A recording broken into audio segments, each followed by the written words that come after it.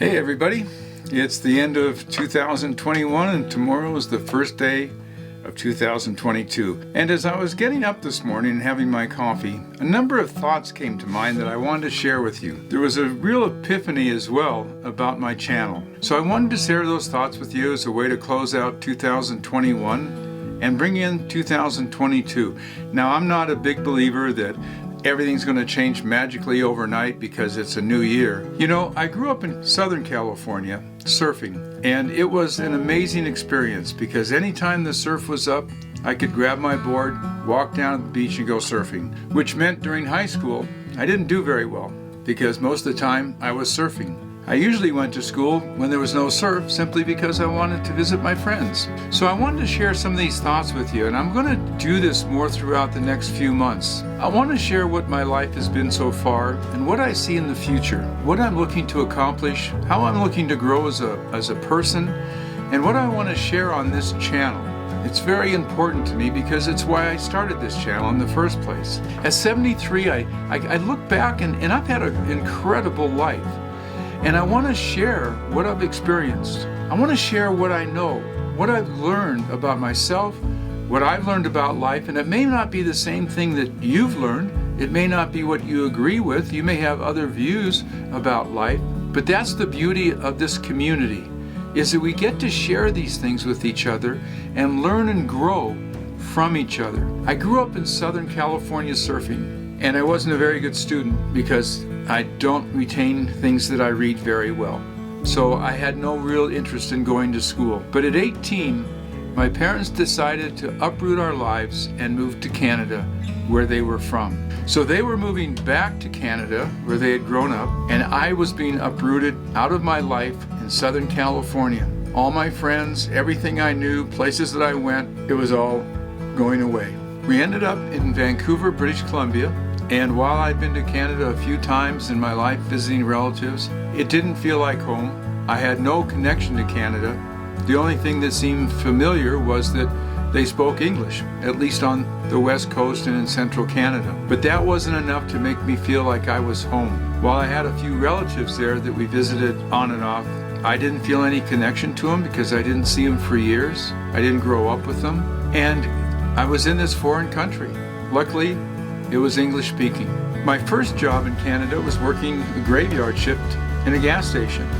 And then I went logging on the west coast of British Columbia, and I did that for a few years, and that's a whole nother story. I ended up getting into horses. I had ridden as a kid a few times, and I just loved being on a horse. It was an amazing connection. One summer I decided that I would ride from Canada to Mexico on the Pacific Coast Trail. Well, I didn't do that trip. Instead, I rode from the Okanagan to the Calgary Stampede in Alberta. It took me 2 months, 500 miles.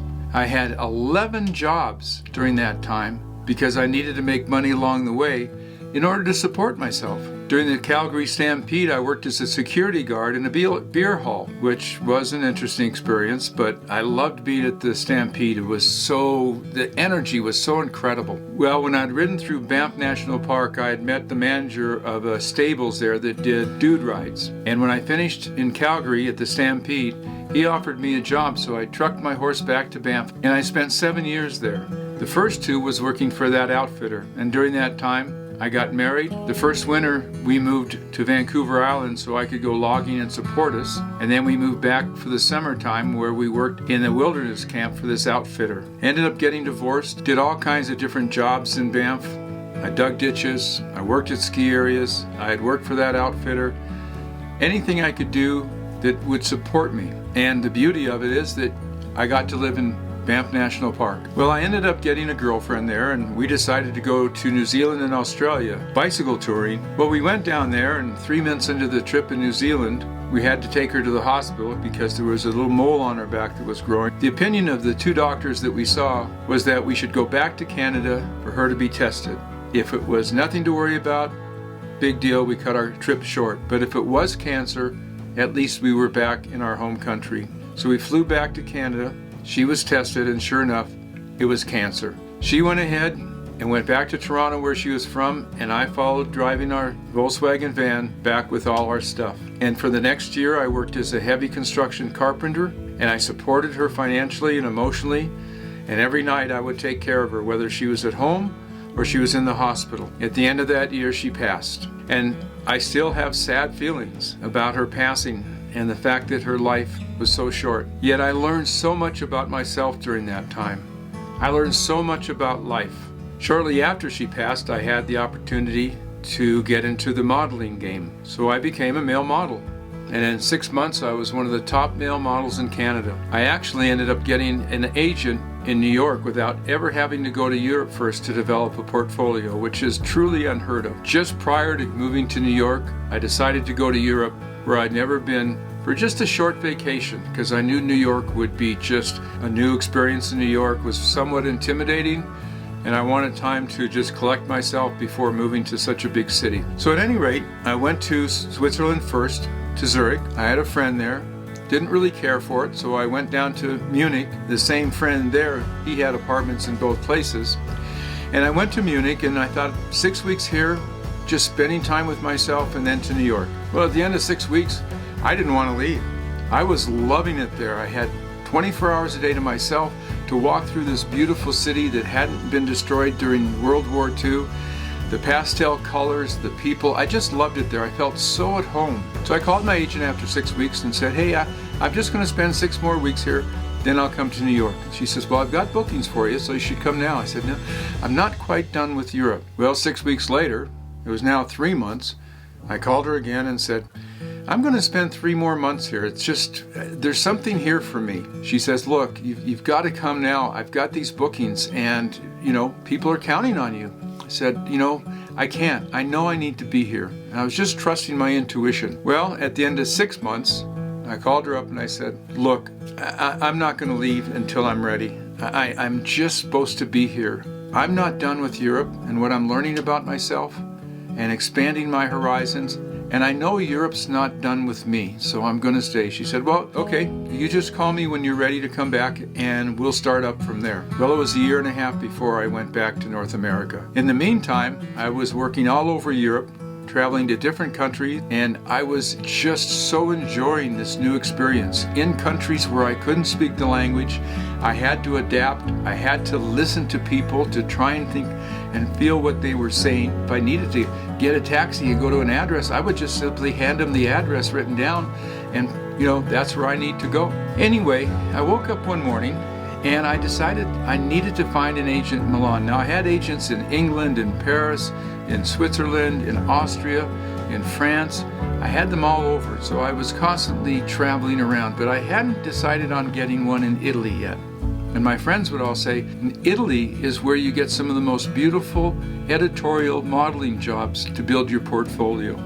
Well, I wasn't interested in really building my portfolio because I'd already been accepted by an agent in New York. But I knew at that moment when I woke up that morning that I did need to get an agent, not to go down there and show my book around and hope I got work, just to be represented. So I said to my agent, Petra, in Munich, can you set up 3 appointments with 3 different agents in Milan? I want to get an agent down there. Now, the first 2, I don't care who they are, but the third one, I want it to be Beatrice. I'd heard so much about her and I felt an instant connection with her. But I wanted to see 3 agents just to get a better feel for the market and agencies down there. So she did that, and I took the overnight train down to Munich one night and went and saw the first 2 agents. They were great agents, nothing against them whatsoever, just didn't have that connection. So the third agent, Beatrice, I met her and she said, come on, let's go for lunch. And we went to this wonderful little restaurant and we had lunch, we went back, we talked. She wanted me in her agency, I wanted to be in her agency. And I said, look, Beatrice, I don't want to come down and show my portfolio and hope I get work. If you can book me for something, great, I'll be there.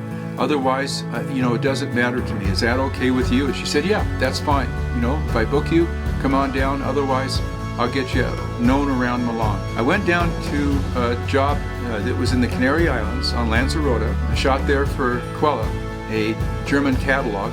And when I got back, there was a message from Beatrice saying, hey, they're casting for this new campaign. It's just for the Scandinavian countries. I went down there and I auditioned. The director was a Canadian fellow. We hit it off, and I ended up going back on a recall. At that point, there was only 3 people they were considering. A fellow from the States, a fellow from France, and myself. Did the audition. and a while later I got the notification I'd been selected. So off we went to Venezuela for a month, where we shot down near Angel Falls, which is the highest waterfall in the world. And we actually ended up on a day taking a helicopter to the very top of Angel Falls and shooting down there. That experience in Venezuela changed my life. The photographer who was responsible for the print work was arrested one day. There were lots of protests down there that were being quelled by the military. Now, this photographer was world renowned. He was responsible for all the photographers who shot the marriage of Princess Diana. He was an amazing photographer and world renowned. He got out of jail. We were all petrified. And after a month down there, we left. Now, where we stayed was on the river that comes off Angel Falls. The only place for me to wash in the morning was in the river, where there were crocodiles and stuff like that. We had crews from Italy, from Venezuela, from England. It was an amazing hodgepodge of talent from many countries. And so we had to also have translators. What a trip. When I got back to Germany after that trip, it dawned on me it was time to come back to North America. So I left there, flew to Vancouver, Canada, and in the first few days back, I had a call from RJ Reynolds. They wanted to offer me the international contract for the Camel Man. I was thrilled. They said they would send out a contract and I could look at it, and if they had any questions, let them know. So I made some notes, what I wanted for money, travel, days worked, all that kind of stuff. And when I got their contract, I threw my notes away because they had offered so much more. Triple the money, 90 days of work for phenomenal money, and I became one of the highest paid male models in the world. And I did that contract for 5 years. I spent 3 months over 3 different years in the Philippines and 3 months in Thailand.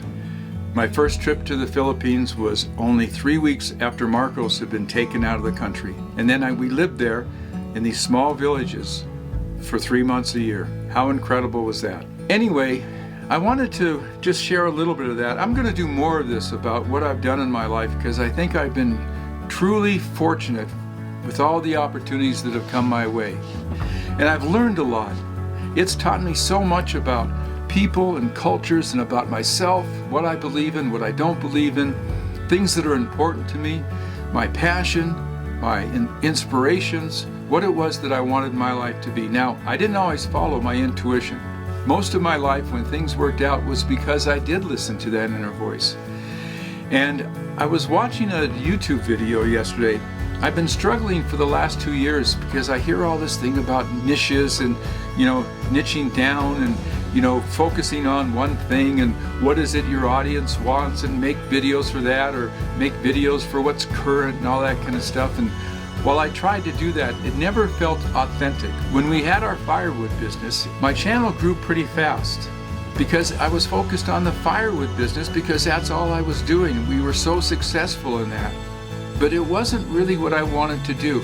And even though I tried to bring in something about my life or something I wanted to share that was important to me besides firewood, I found myself, when I was creating those YouTube videos, it became so much just about the firewood. So when that ended, I really struggled with what was I going to do now. And this video I saw yesterday by a girl named Annie Dube, D-U-B-E, I think is her last name, from Montreal. She's a young gal, very successful. And she said that she's been doing all these videos on how to be successful on YouTube, about being an entrepreneur, all kinds of things like that. But it really wasn't the fullness of what she wanted to bring to her audience. She wanted to share more of herself, and her audience, her community, wanted her to share more of it. And I've always wanted to share my story in a way that would maybe impact or inspire someone else. That was the key. And I want to be inspired. I want to be influenced by other people as well. That's always been important to me. And that's why traveling the world was so important, because I got to live and work in these other countries. I got to see what we had here in North America that I took so for granted. She talked about her own personal brand as being her focus. She had these different modules or different topics about what her channel would be, but she wanted to really brand it with her own personal experience and insights, because that was so important.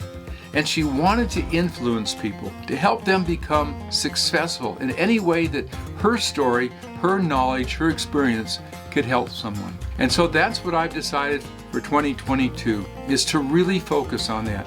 Now, since I stopped doing firewood videos, the number of views I get is very small compared to what I had. And that's okay. I've really come to terms with that with this new insight that I had yesterday. Because what's important to me, what I'm passionate about, is sharing my world with you. And hopefully through your comments, through your channels, if you're making, videos, you'll influence me. And I want to give a big shout out to all those creators who have influenced me.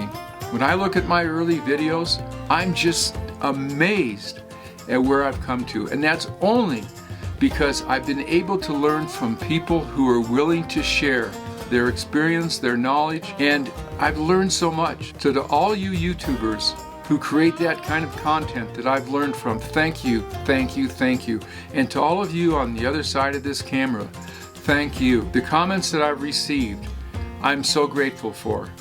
Sometimes when I really doubted myself and wondered if I could be successful at this, if my content made a difference, there would be one or two comments, and I went, right, that's why I'm doing this.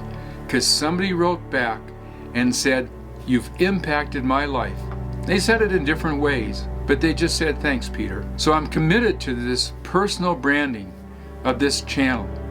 And I hope that the community that grows from this, in whatever way that it does, has an experience where their life increases somewhat. That they're inspired some way, where they learn something about themselves, they can grow into something that they didn't think of, they move past some doubt or fear that has held them back. That's my goal, that's my passion, that's my purpose, is to share what I know, share what I experienced, share what I've done in my life, and what I'm going to do, what I am doing, and hopefully this will make a difference to someone, somewhere, and we can all grow together. Hats off to all of you who are out there looking to find your way or have found your way and are following your path.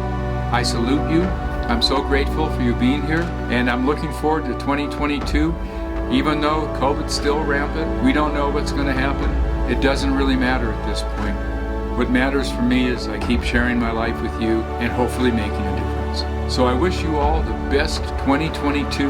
Let's go out there and fulfill our dreams. See you on the next one.